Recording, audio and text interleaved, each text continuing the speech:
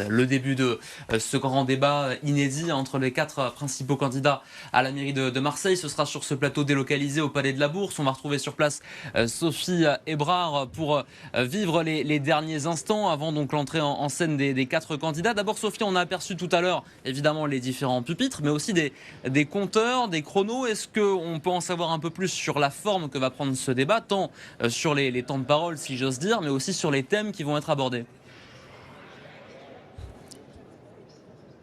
Alors tout à fait Stéphane, du coup on va bifurquer un peu, les panneaux des temps de parole, ils sont là, donc vous le voyez pour l'instant les compteurs sont à zéro, c'est très millimétré. L'idée c'est que lorsque chaque candidat parle, que ce soit lors de l'introduction, la conclusion ou lors des débats, eh bien le temps de parole, le décompte s'ouvre, il faut qu'ils aient tous le même temps de parole à la fin. Il faut savoir une chose, c'est que lorsqu'il y a un débat et que les candidats haussent le ton et qu'on ne les entend plus, eh bien les micros à ce moment-là sont coupés. C'est-à-dire lorsqu'on n'entend plus les candidats, qu'on ne peut plus distinguer ce qui est dit par l'un ou par l'autre, les micros sont automatiquement coupés et les temps de parole s'arrêtent. Tout ça est fait et bien sûr évidemment ils sont rappelés à l'ordre. Ça c'est pour les temps de parole et ils sont ici de manière à ce que regardez les candidats qui sont juste de l'autre côté puissent avoir une vue directe sur les temps de parole et savoir un peu où ils en sont. Ce ne sont pas des temps de parole par thème parce qu'évidemment on va parler sécurité, on va parler logement, on va parler école. Ce sont des temps de parole globaux, c'est-à-dire si un candidat décide de ne parler pas beaucoup de sécurité, il va pouvoir se rattraper sur un autre thème, comme par exemple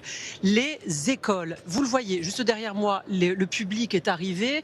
Il y a les derniers membres du public qui sont en train d'arriver. Il s'agit principalement des équipes de campagne et aussi de lecteurs de la Provence qui ont été sélectionnés. Et puis il y a les derniers préparatifs. On va vous montrer Olivier Biscay, directeur des rédactions de la Provence, qui participe au débat, et Apolline de Malherbe qui anime ce débat, qui est en train de faire des tests micro. Visiblement, on va lui poser une question dans un instant. On va peut-être poser une question à Olivier Biscal. Ça va Olivier?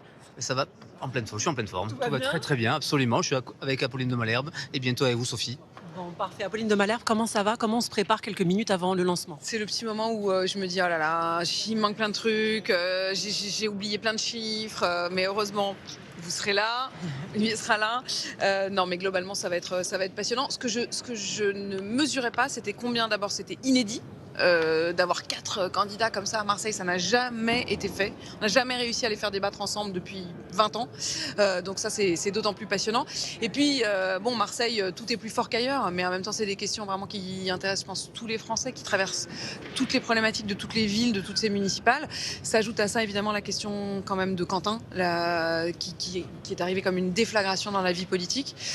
Sébastien Delogu ne s'est pas du tout exprimé depuis la mort de Quentin. Il est proche de Raphaël Arnaud. Ça va être sa première prise de parole depuis, donc c'est aussi d'autant plus intéressant. Donc voilà, tout peut se passer.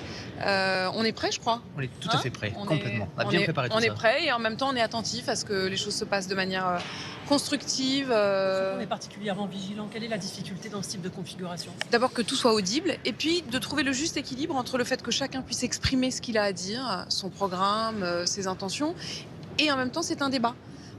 C'est pas chacun dans son couloir, c'est le fait qu'ils puissent quand même se parler, communiquer, se répondre, s'interpeller, mais le tout d'une manière la plus respectueuse possible. Donc voilà, nous on est. Alors après, moi j'ai l'habitude de les avoir à portée de baffe comme on dit, autant moi que eux d'ailleurs.